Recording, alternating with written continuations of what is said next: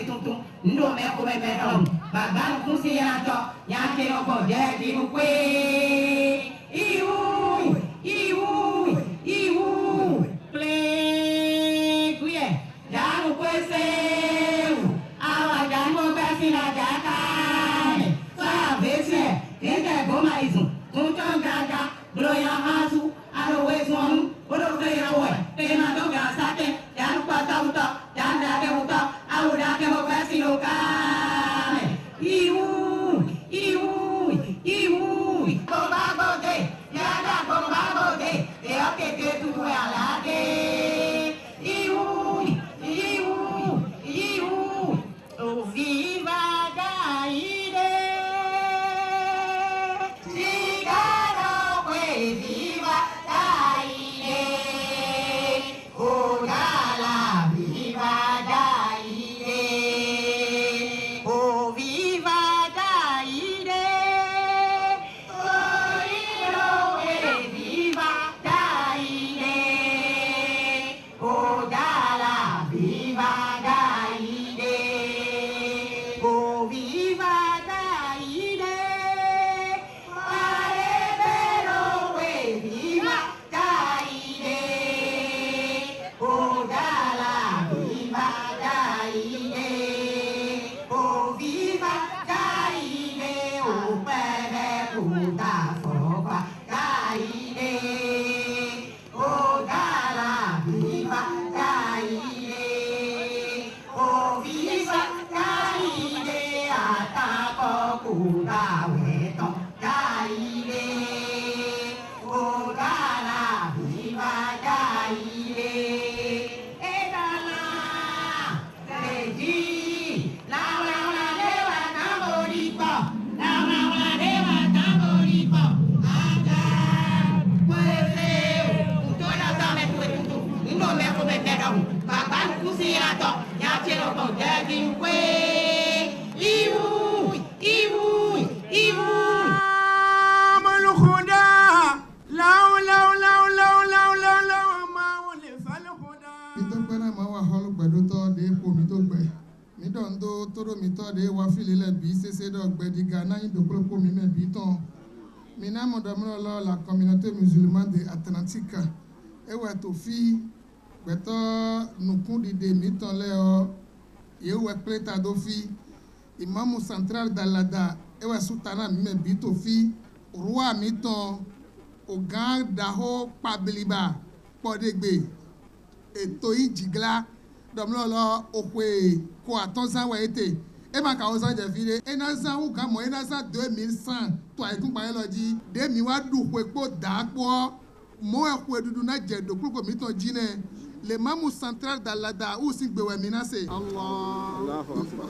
Allah walhamdulillah wala ilaha illallah Allahu akbar Allahu akbar Allahu akbar subhanallah walhamdulillah wala ilaha illallah Allahu akbar Allahu akbar Allahu akbar subhanallah walhamdulillah wala ilaha illallah Allahu akbar Allahu akbar Allahu akbar wala hawla wala quwwata illa billahi al-aliyyil azim bismillahir rahmanir rahim alhamdulillahi rabbil alamin arrahmanir rahim maliki yawmiddin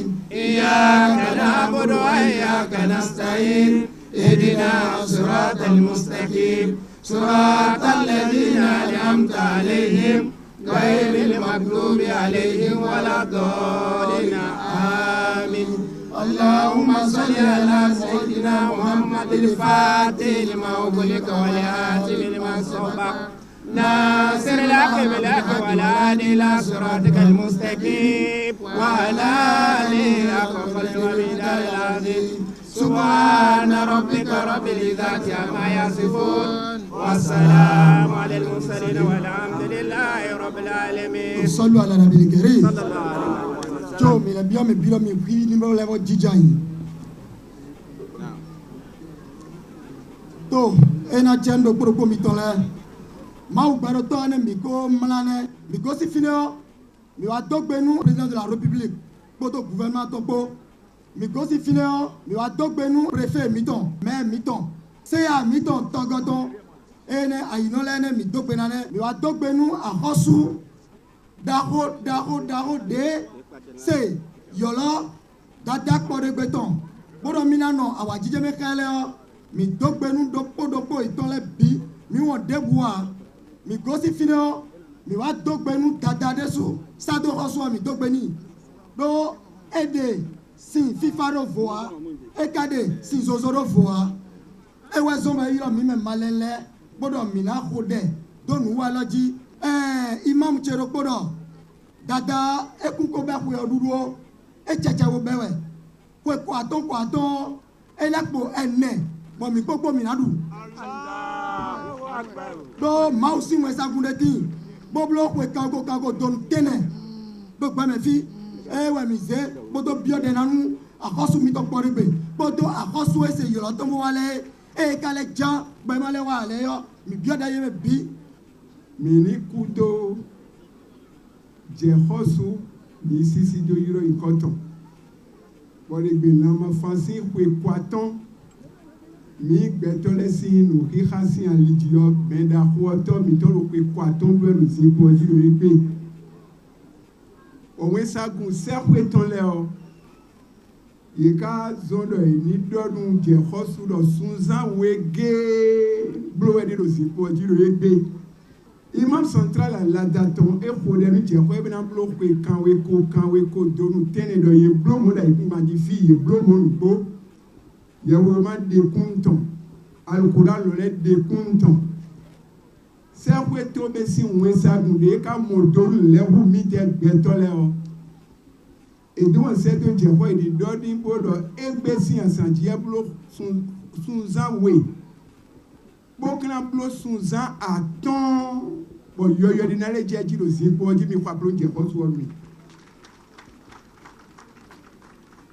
ena no zipo jibo na no ji huga akhosu sinje bazo akhosu sinje je bo me no akhosu sinje ro gwede nu bedu akhosu do la dato nu eyi do zipo we dan la meton dan a mi se akhosu sinje o la meton de ji abezando na kweda la dati akhosu lu to bo yi mo do gwede nu le akhosu miton ero zipo jiro fine ni boburo mi mo mi se do ma o gbero to do ni bolo mi ka mo akhosu ko de gbe zanzan egbe ka do ko egberu mi e mi ka ipele khe mi ka si ro zan ton ku zanzan egbe mi ka si ro zan ton ku gbada le na igbon ni yone ma o gbero to na no ha papa miton me ra ko mi ta akhosu se do kuno miton wa tona we fofuna we alofuna we dakunawe ena po kuje de jiro gaibo gbegbe na go si fi o ami ka mo ezanza chele na ibo ni yone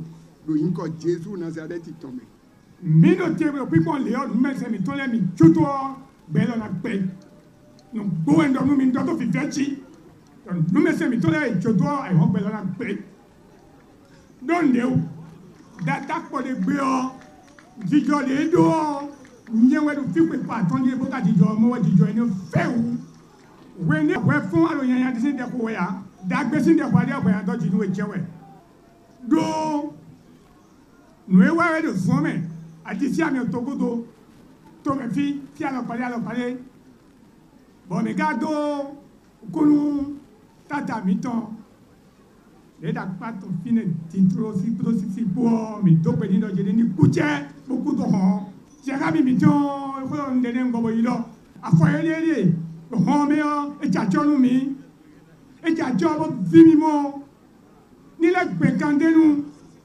e de kuto mi lo we ze ga ko ko je sabo ko ko mi lo e bi wi mi ya so sa we ji gbada we je ko we ji age we ji mi lo e bi lo de da ko de we ko e wa fi o mi lo du e dio ko atonde wa mi na du na kwedu ba kwedu e na yin me de ko tun we ne na vo lo dia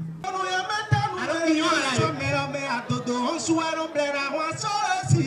Onuye metanu merekro isonberame. Onuye metanu merekro isonberame. Abai kisato abolai. Abai meruto abolai. Baile kala boranto umbaeni kwa. Onuye metanu merekro isonberame. Aku kome mira mombade. Obama akome. Pode pe aosi akotome mira mombade. Obama akome akukome. Aho. Unajalo nani kawe. Pode pe. Mbio klakada masu kondo. Otalo doni kawe boni doni. Tweleni wiwa inayo. O Jésus mano boni dasi kuye wa inundi dawo. Metela mi se kandilo mi mo kudo pelo. Se la que me da boca kai pipo come.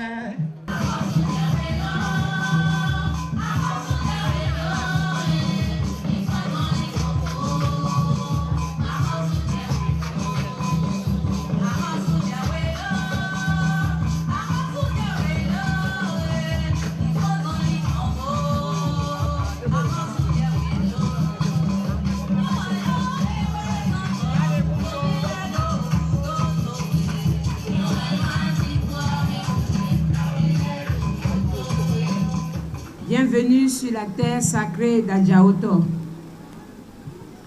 Je vous prie de bien vouloir vous lever pour une minute de silence en la mémoire de nos chers et regrettés Reine Pobwedji, Reine Mère Ta Anagono, Tekotantoi, le dignitaire d'Ameu Yeroumen, la vaillante princesse Digla Louise, dite Sassano. Cette dernière nous a quittés il y a quelques jours à peine. Qui repose tous en paix. Il y a un temps pour tout, un temps pour pleurer, un temps pour rire. Rendons grâce à Dieu. Je vous remercie. Honorables invités, aujourd'hui, samedi 2 décembre 2017, le royaume d'Alada fête le 25e anniversaire de règne de son souverain. 1992-2017. 25 ans déjà que Sa Majesté Podegwe Toyi Digla Lamafan a accédé au trône sacré d'Adjaoto, succédant à son père et ayant rejoint les ancêtres après 32 ans de règne. Podegwe, qui signifie « quand la panthère rugit, la jungle se calme », prend les commandes du palais royal d'Alada à la satisfaction générale des Aledaonu. Le 2 décembre 1992, le jeune prince devint donc roi, héritant des ruines après 10 ans de vacances de trône. Ce n'est pas exagéré de dire que le roi Podegwe Lamafan est né avec une couronne sur sa tête. Comme vous le savez, nous célébrons la bravoure d'un prince pur sang, un prince de génération en génération. Mesdames et messieurs, honorables invités, l'actuel roi d'Alada est l'un des rares rois dont la légitimité ne souffre d'aucune équivoque, d'aucune anomalie. Honorables invités, on ne grandit pas en un jour. La vie est un processus. Elle a des normes et des règles qu'il faut respecter. La convoitise, la concurrence et la jalousie engendrent de la mésentente et la haine. Chacun a son étoile. Membre fondateur du Conseil des rois du Bénin, créé le 14 janvier 1994 à Cotonou, depuis 23 ans, le souci du roi d'Alada a toujours été de rassembler ses pairs pour la sauvegarde de l'identité culturelle que nous ont léguée nos ancêtres. Le roi d'Alada s'est donné pour mission la restauration du patrimoine culturel ancestral béninois et la réhabilitation de la tradition africaine en général. Honorables invités, les rois du Bénin méritent reconnaissance. La constitution béninoise est la seule en Afrique et par le monde qui cite les rois juste pour prêter serment au nom de Dieu et les mains de nos ancêtres. Après ces quelques mots, plus rien ne concerne la royauté. Nous souhaitons que la chefferie traditionnelle ne soit plus reconnue uniquement pendant les périodes électorales. Un simple décret suffirait en attendant une grande révision de la Constitution. nous restons optimistes. Honorables invités, beaucoup reste à faire. Nous avons beaucoup de projets dans le domaine de l'agriculture, de l'éducation, etc. Le roi Dalada est dynamique et compte sur toutes les bonnes volontés, mais d'ores et déjà, toute ma gratitude à tous ceux qui ont assisté depuis 25 ans notre palais royal, qu'il soit béni, même dans l'au-delà. Mes remerciements vont également à ceux grâce à qui ce 25e anniversaire est fêté avec faste. Bonne fête de trône à tous. Bon anniversaire, Lamafan. Vive le roi. Je vous remercie.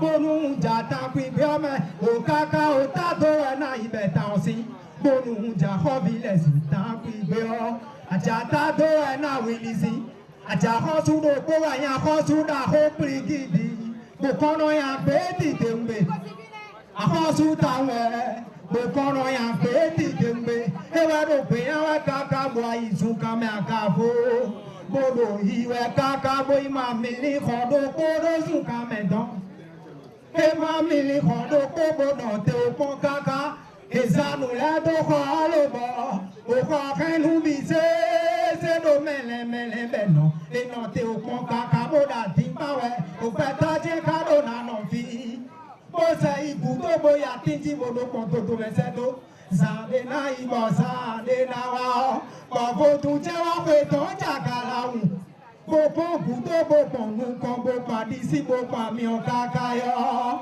Eku kamo menoko eje kole doji Loko le doko loko asantan Ele doko kaka bobi oko mebo Di afi jewa kweton anon soso doso Bofi oza kiza boche nuzaji bope toto ete nugeswa Eje te santion dilo loko jagbe ta son lizonji Kakabo akaboyo, ena via kuo, violo igweni mono kudeu, vio kambi okweta mono, animawe ade kakabo atondo vi, ena amana bojaya, beyawe unonehu, viola nukweta mono, unku imede mono daso, ma imede mono daso nenu ewanu uye, Ase promo, nuwe wanu uye akotu wa. Bakweta no fekekele, amo wi wanu eta uweme. Oyo kosi te bobi oko me be anosande boko fotu kola kweton jagala un. Boje ya on le doji, bono le do ya on kele kele. Ele do ya on kaka bobi oko me bo. Di ofi kola kweton no so. Ọ̀pẹ̀tọ́rọ̀ máa wẹ̀ ń inú ẹ̀ ǹnà táwẹ̀ bò para ìwé. Lọ́dọ̀nù pé tábọ̀dọ̀ nù ó wá nù ẹ̀ ń yé ọ́. Òun fẹ́lẹ́ nù ó wé jòbọ̀. Àpapọ̀ bọ́dọ̀ ó dùdọ̀ ẹ̀ àjẹ́. Àmọ́ àsọ ìdáná sí tó ìdàbọ̀nù. Ẹsẹ̀ ọ̀mẹ́ nàṣùkùn tó gbọdọ̀ tó tóbi ṣe gbọdọ̀. Pẹ̀tọ́rọ̀ yẹn wáyà sòtúndé tátó ìsàmẹ́kùnà dọ̀ oko. Èmi kùnà dọ̀ nùmẹ̀rọ̀kọ́. Ìsásá sọ́dọ̀ bọ̀ pé tọ́mẹ́ lárìkò ìpé pé tọ́jà pé ọ́ ẹkọ̀nù lábí ìpí dáàtò ẹ̀ lóko bára kó rí tán lóko ṣe lóko ló tọ́mẹ́ iná tẹnu mi lẹ́rẹ́. Òmẹ́mẹ́ tó ẹnu yọ̀rọ̀ mẹ́dọ́nù dáwó èyí mẹ́tò èdè máa dẹ̀ ọ́ àkúkaná ìhónú lágbódò kẹfì olúwo àkọ́kùnkà yọ̀rọ̀ mi lọ olúdàbò ọ̀yẹ̀ tó kó sí. Onígbọ́nsá wà bù ní tọ́wọ́, ṣẹ̀kọ́ kan ní gbọ́nsá wà bù ní tọ́ ẹ̀ àdáta wọ́n tún lẹ́sìn kan wẹ̀. Ó wàjà ní màtò, tàbí ní àwọn ọ̀rẹ́ wọn lọ. Òwò ẹ̀dàjà mú bẹ́bọ̀, òmè tó dàgbò lè wálé. Òkú ẹ̀ka wà pé kì í lò, mọ̀kò lẹ́ni ń gbé ìwé mọ́. Bọ̀nà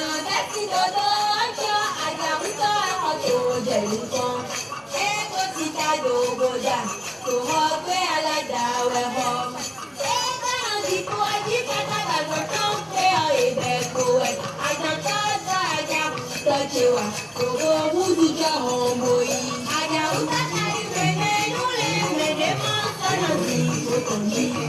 Wá jábọ̀ pé kò sẹ́yìn, tó bá yìí bí kankan lélẹ́wà. Àwọn ọdún ẹ̀sán náà wọ́n lọ mẹ́nu kó táwọn ẹ̀nà yìí kọ̀ọ̀kan. Mẹ́wẹ́ gánà ìpè àtọ̀ ní mọ̀mọ́ tán gánà ìjà kòló. Àkọ́kọ́ tó wọ́n lọ́nà sí kó iye mẹ́wọ́lẹ́ pẹ́lẹ́ yé bọ́lọ́gbó. Iye pẹ́lẹ́ bọ́lọ́ wẹ̀rọ bọ́lẹ̀ rẹ̀. Tòmó ẹ̀ẹ́nẹ́wẹ̀ náà ìwẹ̀ gbó. Ọ̀pọ̀ kan ní dọ́là dátòrì. Ṣé àtọ̀rí wá ìmọ̀ bólùjọ? Àkójọ olúwàgbò lẹ́tọ̀ bọ̀. Èèmọ̀ tó lélẹ̀ wà àkọsùn. Àwọn tó sọ kọ́lọ̀ sí kó ní kẹta bọ̀ yóò dàgbà lélẹ̀ wà àkọsùn.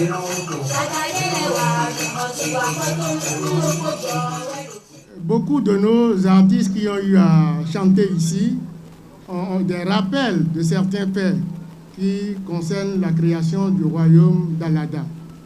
Mais je tiens quand même à rappeler quelques faits. Qui est Adjaoto Yegou, le créateur du royaume d'Alada? Adjaoto Yegou est de la dynastie d'Agassou, de la dynastie Agassou, qui était à Tado. Tado est aujourd'hui dans le Togo.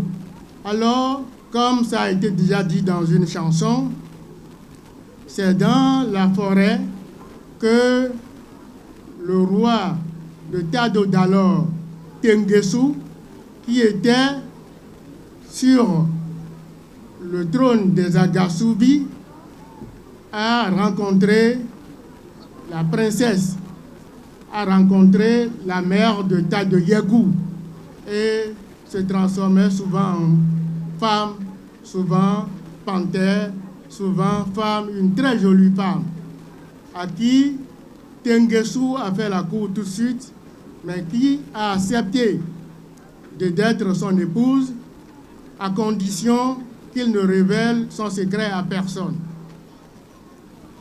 Donc, marché fut conclu et Tengesu est rentré avec cette dame, femme panthère, du nom de Bekpo, dans le royaume des Agassou. Tengesu a été désigné du vivant de son père pour le succéder à sa mort, bien qu'il ne soit pas l'aîné. Et effectivement, à la mort de Tengesu, Yegou monta sur le trône. Mais l'aîné qui prétendait également au trône ne voulait pas sentir Tengesu. Et il y avait souvent des rivalités entre eux. Et un jour, il finit, au cours d'un conseil, il finit par le traiter de fils de panthère. Et c'est là où Tengesu s'est énervé, s'est enflammé et a ôté la tête, a tranché la tête à son aîné Dakin. Ce fut alors le début de la longue marche des Agassouvis, c'est-à-dire ceux-là qui étaient partisans de Yegou. Dakin avait ses partisans qui le soutenaient, Yegou également avait ses partisans, et une guerre a été déclenchée entre les deux parties. Et Yegou, avec sa troupe, a pris la fuite en direction d'Alada. Et c'était la longue marche des Agassouvis. L'itinéraire de cette marche, de cette longue marche, a été sommairement tracé par une de nos artistes tout à l'heure. Effectivement, au cours de leur déplacement, ils sont passés par Dédomé, où l'histoire raconte que Yegou avait laissé sa grande sœur Dedo, qui avait une maladie de la peau. Et ensuite, ils sont arrivés à Tofo-Takon, où il a fait, paraît-il, les cérémonies de son frère Dakin. Ensuite, ils sont arrivés à Djadjikose. Il y a une artiste qui a chanté tout ça tout à l'heure. Ils sont arrivés à Djadjikose, où ils ont séjourné beaucoup plus longtemps avant de se diriger vers Dabié. Dabié qui est aujourd'hui à Daonsa. De Dabié, puisqu'ils étaient toujours poursuivis par les partisans de Dakin, ils ont préparé la riposte et ils sont allés à un combat de rencontre où ils ont détruit et mis définitivement en route les partisans de Dakin. Poursuivant son chemin, Adjaouto Yegou a traversé le fleuve Aouté, a traversé, disons, c'était un petit ruisseau dans lequel il avait trempé son habit, il avait lavé son habit entaché de sang, et ce ruisseau s'est transformé tout de suite en une rivière qu'on appelle aujourd'hui Aouto. Après ça, Yagou a poursuivi son chemin jusqu'à Togogoussa, où il a enterré son sable, et c'est pour ça que Togo est devenu Togo à l'ombre du Gou, là où il a enterré le Gou et au même moment la hache de guerre. Adjaouto n'était pas un roi. Arrivé à Togogoussa ici, il a créé le royaume d'Alada. Avant son arrivée, la localité était habitée surtout par les Aïzos. Il a été petit à petit reconnu comme un souverain ici, sans être roi, et il a transformé beaucoup de choses. Adjaouto n'est pas mort enterré, il a disparu. Après la création du royaume d'Alada vers le XIIIe siècle, il a disparu et il y a eu des régents qui se sont succédés sur le trône pendant 3 siècles, sans être également des rois. Pendant 3 siècles, jusqu'au XVIe siècle, où il y a également eu un conflit de succession. Un conflit de succession éclata entre 3 prétendants qui étaient tous des frères, 3 prétendants au trône. Mais malheureusement, un consensus a été trouvé finalement. Et l'un des frères, c'est probablement l'aîné, l'un des frères est resté à Alada ici comme roi. C'était Kokmon.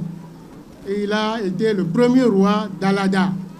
Donc c'est à partir de vers 1575 qu'il y a eu effectivement un roi à Alada, c'était le roi Kokmon, le premier.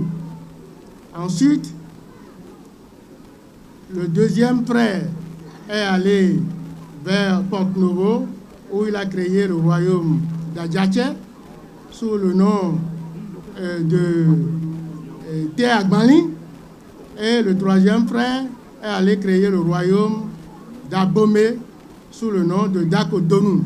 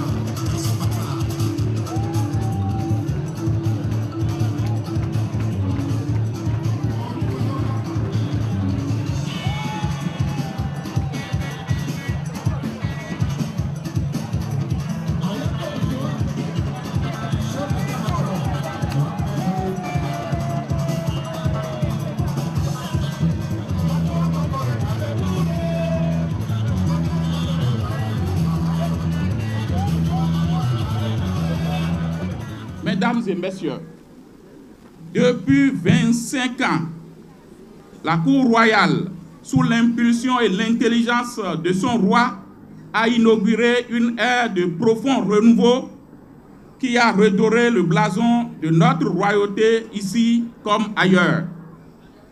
En partant de la sauvegarde et de la promotion de notre patrimoine historico-culturel à une politique intégrale de promotion sociale et du plein épanouissement de l'homme, et on doit légitimement se réjouir d'avoir à la tâche un infatigable artisan qui, inlassablement, bine de ses mains expertes les sillons, y ensemence de bonnes graines et en prend jalousement soin.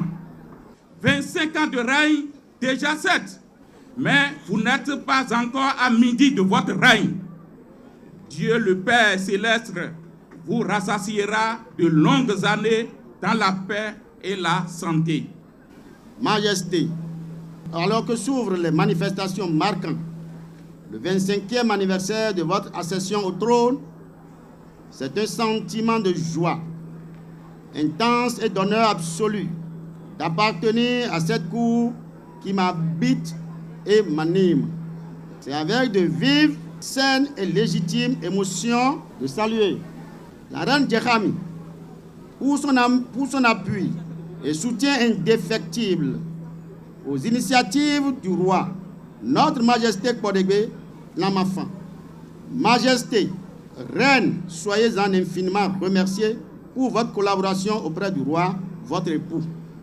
Si 25 ans se sont succédés et que vos filles et fils, arrière-filles et fils, ambassadeurs et amis sont aussi nombreux autour de vous, c'est que vous avez su incarner l'unité. La beauté de cette fête a alors tout son sens. Loin d'être uniquement un acte symbolique, elle est aussi et avant tout une nécessité. Distingués invités, mesdames et messieurs, que d'enthousiasme, que de bonheur en moi en cette solennelle et combien heureuse circonstance de prendre la parole ce jour pour d'abord souhaiter chaleureusement la bienvenue à toutes et à tous, surtout à nos frères et à nos sœurs du Cameroun. En effet, s'il a déjà une grâce que de vivre l'instant, l'heure ou le jour d'après, c'est une grâce incommensurable que de non seulement vivre, mais de pouvoir boucler et célébrer 25 ans, ou plutôt un bon quart de siècle de règne. Or, c'est de cette authentique performance, sinon de cet exploit, que le Tout-Puissant, indéniablement à travers les mains de nos ancêtres, vient de gratifier ce digne descendant de Djaouto, Sa Majesté Sérénissime Kpodégbe, sur l'illustre et ancestral trône d'Alada, hospitalier et légendaire berceau de la royauté dans la partie méridionale du Bénin, notre pays. Je vois sans nul doute là une incontestable bénédiction divine, et c'est pourquoi Majesté Kpodégbe, auguste gardien du temple sacré de Adjaoutor, avec tous les honneurs et toute la considération due non seulement à votre haut rang, mais également à vos indéniables qualités, et elles sont nombreuses: sagesse, humilité, force de caractère, persévérance, patience, générosité, patriotisme, sens aigu de la préservation des valeurs culturelles et ancestrales, et que sais-je encore. Je vous adresse bien respectueusement, mais fort vivement, mes chaleureux et profonds vœux de santé de diamant, comme on le dit familièrement chez nous, de bonheur, de longévité, de plus éclatantes réussites dans vos entreprises, avec la grande foi que ces souhaits seront entièrement exaucés, surtout que, Majesté, s'ouvrez que je vous le dise, ainsi, vous êtes toujours bon pied, bon oeil. Je me réjouis de pouvoir toujours compter, et encore longtemps, sur votre accompagnement éclairé, que vous ne m'avez du reste jamais marchandé, pour mener à bien ou au mieux la lourde mais exaltante mission que le chef de l'État, son Excellence Patrice Talon, m'a fait l'insigne honneur de me confier à la tête du département de l'Atlantique. Bonne fête à tous et à tous. Je vous souhaite que nous nous retrouvions ici dans 25 ans, en 2042.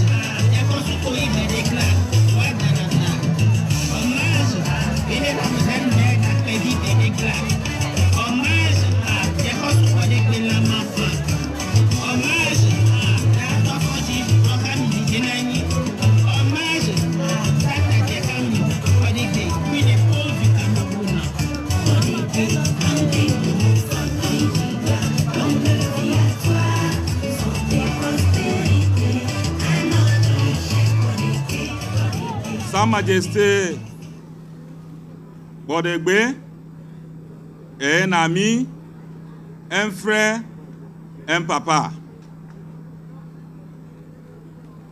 Depuis quand je suis devenu le membre du Haut Conseil des rois du Bénin, ça a réglé beaucoup de problèmes des Ibo au Bénin. Donc, Sa Majesté Bodegbe a fait que Alada est chez nous. Donc, nous sommes chez nous. 25 ans, ce n'est pas 25 jours, ni 25 mois. 25 ans de problèmes, 25 ans de paix, 25 ans de difficultés. Tout ça là, il a vécu. C'est par la grâce de Dieu. Donc, nous sommes là pour remercier Dieu. Ce n'est pas par sa force, mais c'est la force de Dieu.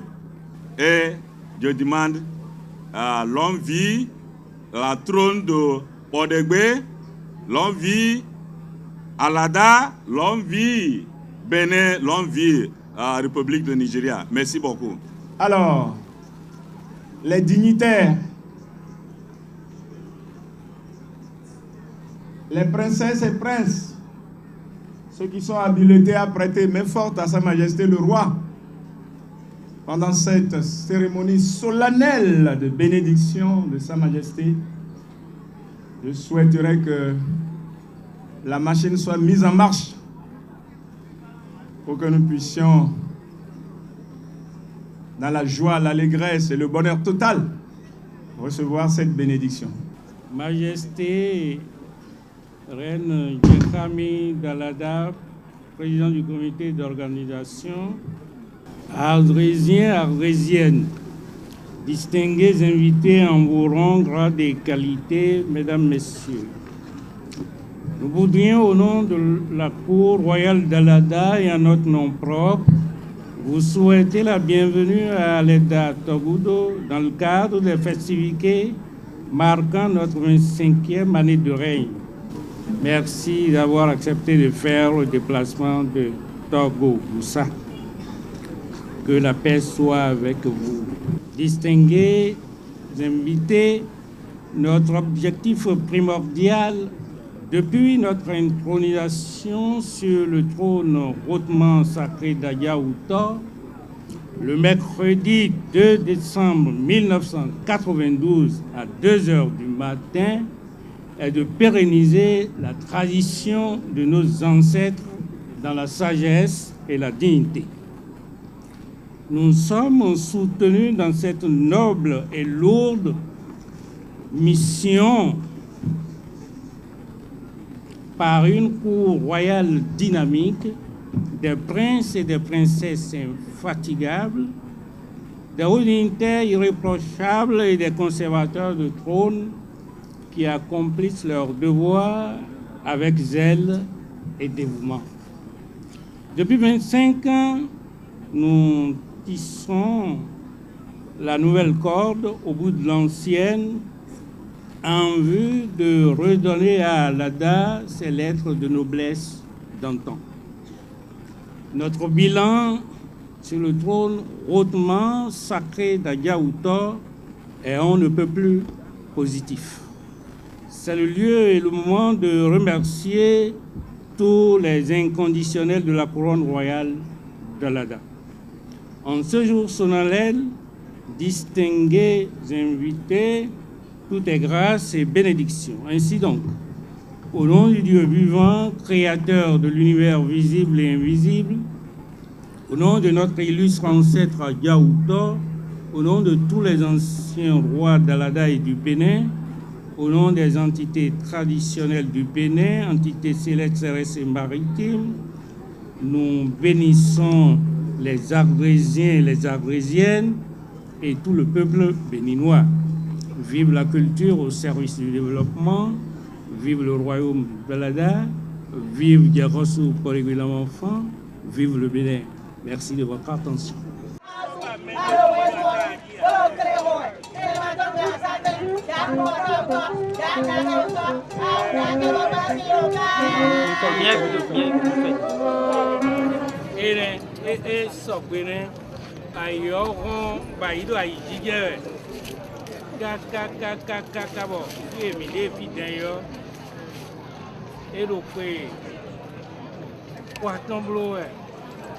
Gomi Koto, Azan Gagbedewe, Ganwe, Zameton, Adjaoutor de Bedonon, Goro Esuro Zinko Nasro, Wenwoko de Kekagbedonon, mais do Akosuba Brandula Supo, Supo, Ye, Doporoko, Homo, Kami, Bedo Weroko Bioe, Blow Weroko, Amon. Fie mi de lo ye gome di o le de so kuro we glofia do agriki me de yo ni koko mewe isota wiyan isota so eno gbarayan biwe Adjaoutor ye guin de we no klekon du Dieu vivant créateur de l'univers visible et invisible, au nom de nos illustres ancêtres rois du Bénin, au nom des entités traditionnelles, entités célestes et entités maritimes, nous bénissons le Bénin, nous bénissons le peuple béninois, nous bénissons tous les Ardrésiens et toutes les Ardrésiennes. Que la paix soit avec notre pays, que la paix soit avec notre pays, que la paix soit avec notre pays. Que Dieu bénisse le Bénin, que Dieu bénisse le Bénin, que Dieu bénisse l'Afrique, que Dieu bénisse Alada, que Dieu bénisse Dada, pour le pays. Et vraiment, que tu dois en donner tout le bien.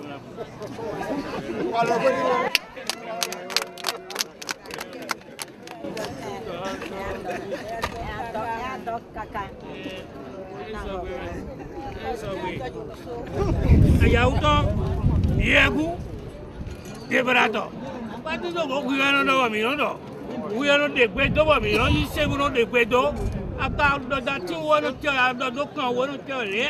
I don't know the work back on Black on Perea. But we don't think what you did, the guy who could go for Toya. We want to never back on Perea. We meet us, I don't tell you, making young. The mouth getting very, very ill. They know it's going but also when that's it. Oh, one will. And tell me, don't you feel while? You clear while I didn't feel it. Me don't put us in any more. Adjaoutor. Oh, wow.